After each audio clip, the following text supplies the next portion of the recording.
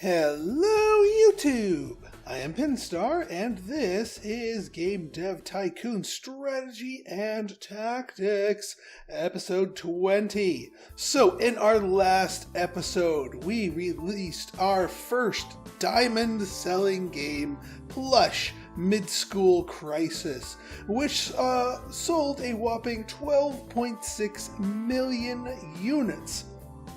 I just want to remind everyone of how amplified some of the sales bonuses, or in this case, the sales penalties, can be. So we released this for the Plush Nexus, PC, and GR Pad. E for everyone, great.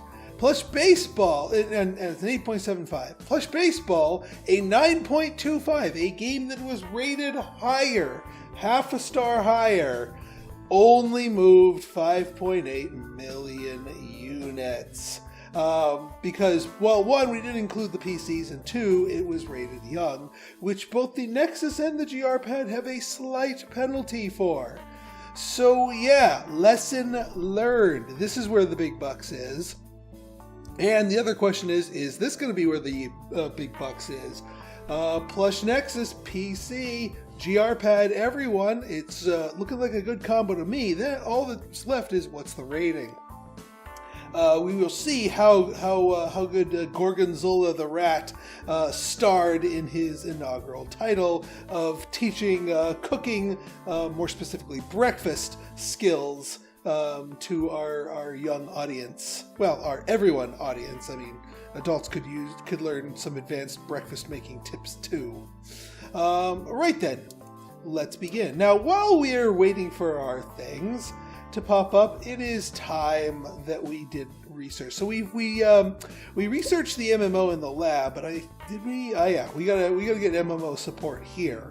So we gotta build a new engine essentially here. So you get that. We'll do a couple of game reports here. Okay, I was delaying it as long as possible, but I guess we'll get to see what Epic Breakfast scores were. And, oh boy, a 10. And 8, give me an, oh, nope, not a 9. Okay, I'll take a 9. Another 9, nope, a 10, okay. Another 9, give me a 9. Nope, oh, okay. Now, being that I didn't have Pinstar on there, this may have been a perfect 10 that was knocked down. I still don't think we went rocketing past our thing here. But it's still going to sell pretty darn well. All right, what other things do we want to include in our thing? Not that our engine is going to be able to handle all of this for large games. Let's see here. Oh, I'll get celebrity voice acting. Why not? Dynamic world. Go for it. Everyone's got to do a round of this stuff anyway. 1.8 million in sales in the first week, despite only being ranked 2, curiously enough. But yeah, I think this is gonna, holy crap, this is gonna sell pretty well. Lots of breakfast here. 5 million in sales. Holy crap. Okay. Okay. Well, I'm glad you guys liked it. Once we get our thing here, we will start our engine. We may miss G3 here. But it is, hang on, let me just check something real quick. Okay. Wait, I'm not making a new game. What am I doing here? Create custom engine. So our final engine, our final custom engine for this playthrough, the Pinstar Plush engine. Of course, that's going to be our final engine here. Moral choices, MMO support, multi-platform. Oh, I see. We actually have to bake that into the engine to get multi-platform optimized.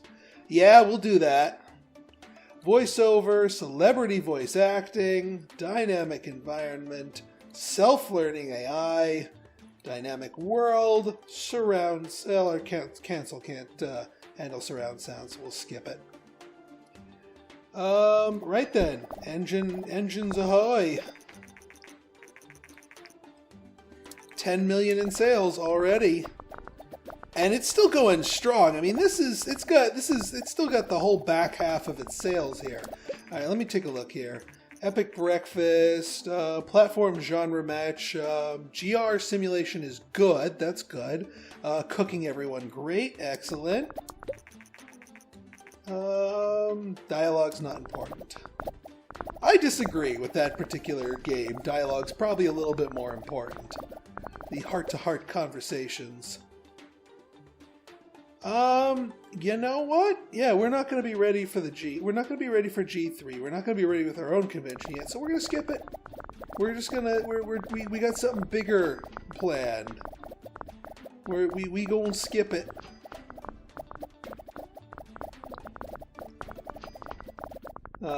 Yeah, because we're gonna hit this, and then I think we're gonna run afoul of vacations, and I want to get those out of our systems before we let anyone do any of that. Not to mention, we also need a round of training for everyone. I probably should have done the training first, so that people wandered into vacation land.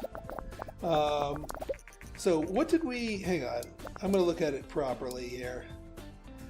14.4 million units, so it sold 2 million more than Mid-School Crisis for 9.75. Not bad. Not bad at all.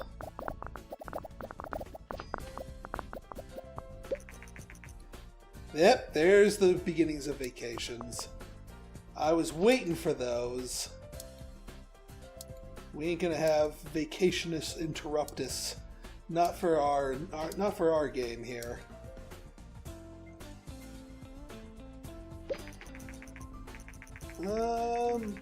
The M-Box next, fair enough. Yeah, they're trying to get back at us with the plush Nexus. Yes, our tech is admittedly out of date.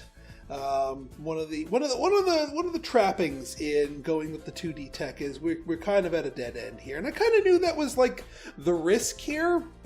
That being said, I, officially speaking, do not regret my decision. I do not regret it at all. I mean, I don't think I'd repeat the 2D engine gambit for future playthroughs, because I mean the 3D engine probably would have worked just as well.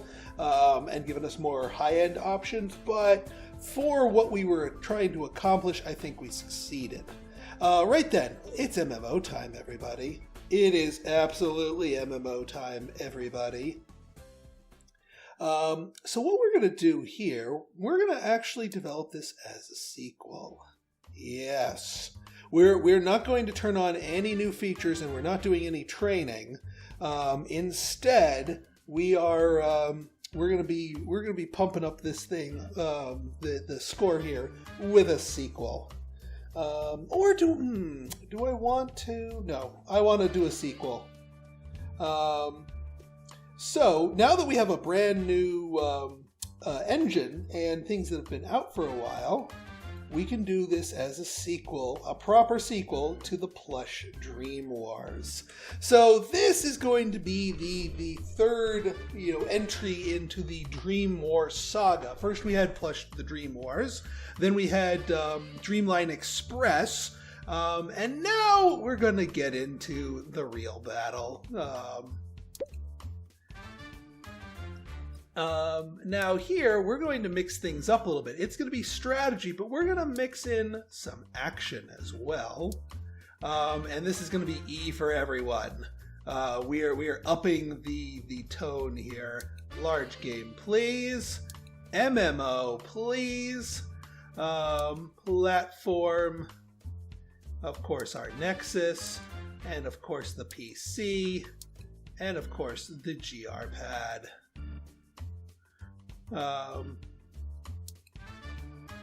That because it does strategy games pretty well. for our name here,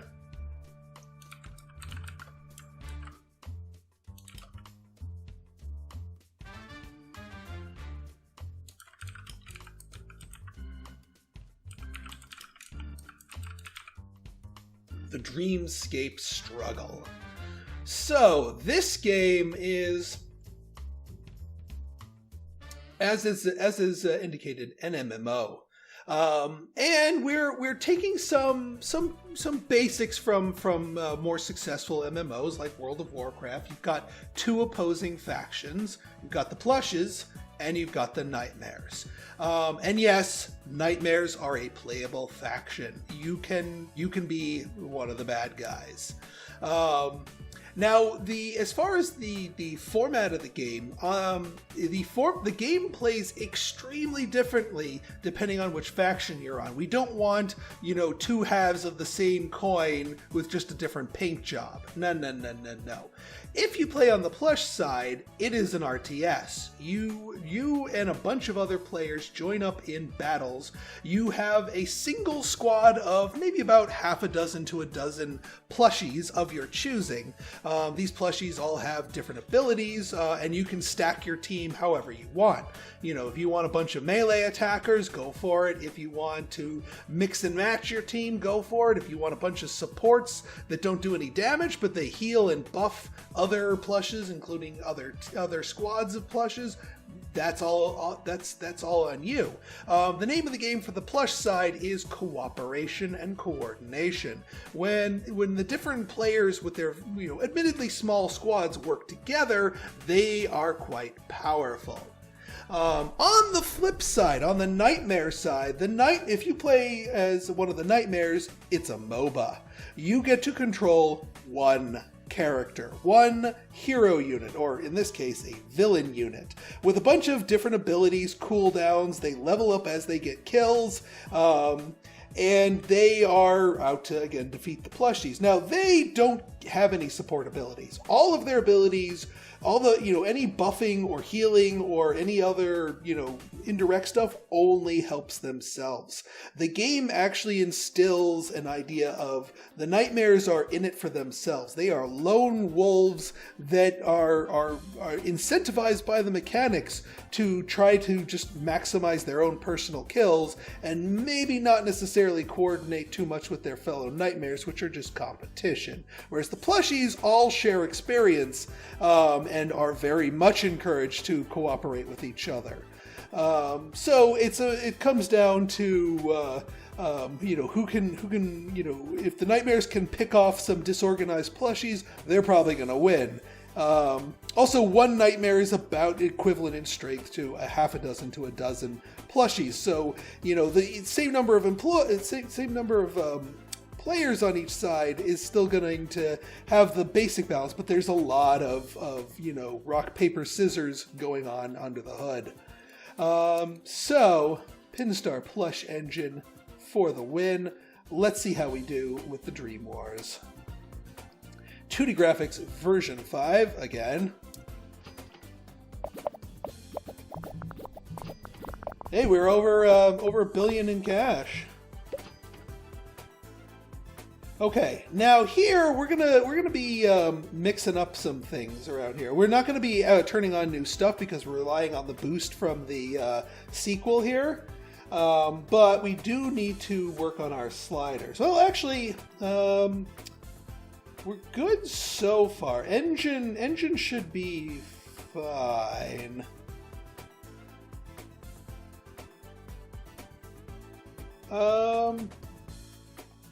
Yeah, engine's fine, gameplay's fine. Yeah, we can keep as is right now.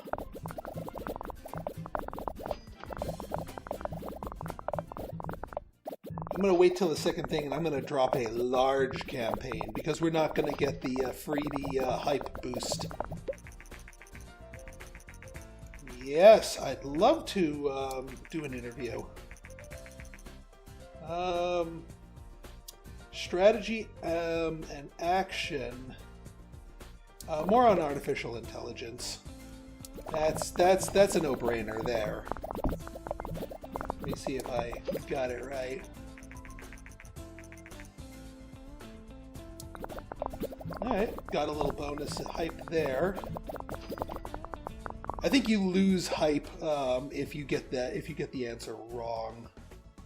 Alright, stage 2. We know that that's going to be there. Level design should be... Actually, level design should be fine, as is, too. Alright, let's drop ourselves a large campaign.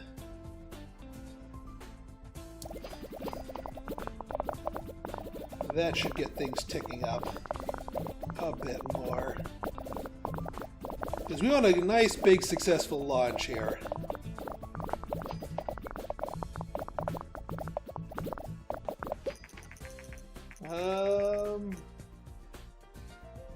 The aptly named Play System 5. Interesting. Fair enough. Yeah. And once again, I like how it calls out your console as being part of the competition. Okay. We want graphics. Actually, graphics aren't as important. World design's kind of important. Graphics less so.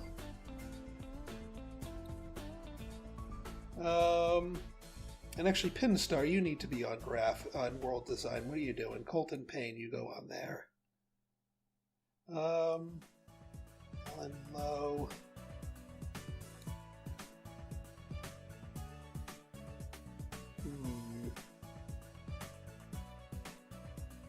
Alan Lowe.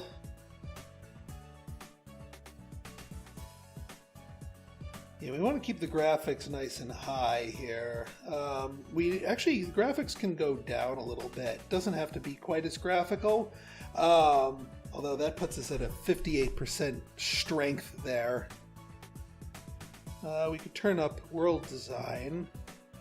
Because it is still desired because strategy is the core of it. Even though action doesn't like world design, strategy does. We just have a little bit more flexibility with our sliders here. Colton Payne needs a little bit more there. Alan Lowe, why don't you... Yeah, that should be good right there. Yeah, I know our graphics aren't getting the full oomph here, but let's we could turn on something in world design. Virtual economy there. That works out. That'll help counterbalance the loss of some of our graphical fidelity here. All right, fingers crossed, people. We need to market this a little bit more. I'm going to hit it with a small campaign.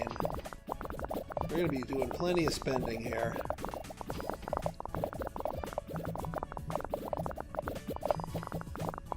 We'll see how this all hits.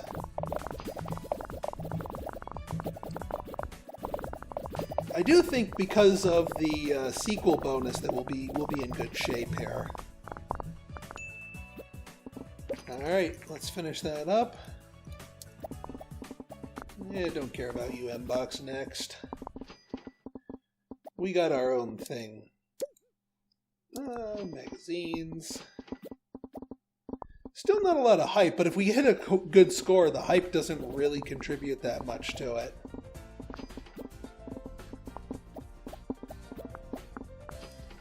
Oops, what am I doing here? Whoop. Let's finish this up first.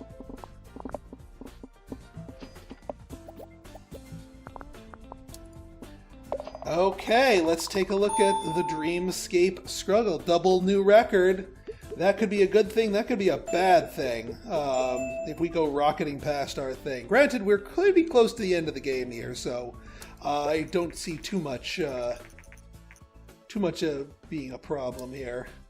Alright, we're going to give everybody a quick round of training.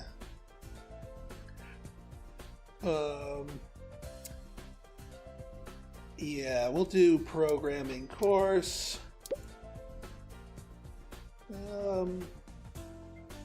We'll do programming course.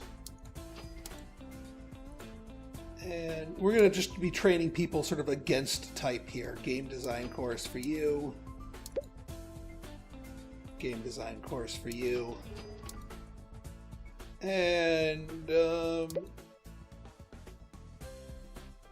game design course for you. Actually, you know what? You need some speed. All right, let's see how our MMO did. And we should be capable of a perfect 10. All right, not getting a perfect 10, but starting off with a 9 is a good thing. Must have, excellent. And another 10, excellent. All right, and now that we know that this is a natural 9.75 here, mainly because we had both of our specialists in their relative fields, so we are physically capable of a 10. We just didn't hit it, which is actually a good thing because that means we had no danger of going over it. So yeah, let's see how this monster sells. Now, the sales calculations here are a little bit different, because not only do you, it's based on subscribers. The number of players and subscription fees are constant. You're getting paid as people subscribe. It's a monthly fee type deal, but you also need to keep people playing and enticed. So you're not going to sell quite as many things, but you get recurrent spending, which is awesome. Expansion pack, that sounds good to me. Let's start the... Well, here, you start own convention research. Expansion pack? No?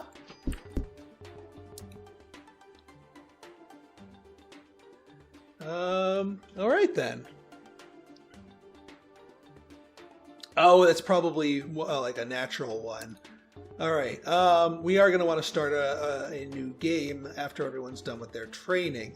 But that'll be for the next episode. I wanted to focus on our MMO here. So in our next episode, we will dive headfirst into another game. We can't do an expansion right away to it. To an MMO, but I will be dropping some insight into what some of the cheese that can be accomplished with MMOs, and why I kind of saved our MMO for the end here. So I think that's it. We're in good shape. Keeping in mind that this series will last until year 35-ish. Is when the final score is going to get tabulated, but we're going to just keep trucking along until we hit that. So if you guys like this episode and you want to see more like it, go ahead and hit that like button, hit that subscribe button, and leave me a comment, good, bad, or indifferent. Your feedback's always welcome. So until next time, this has been Pinstar signing out. See ya!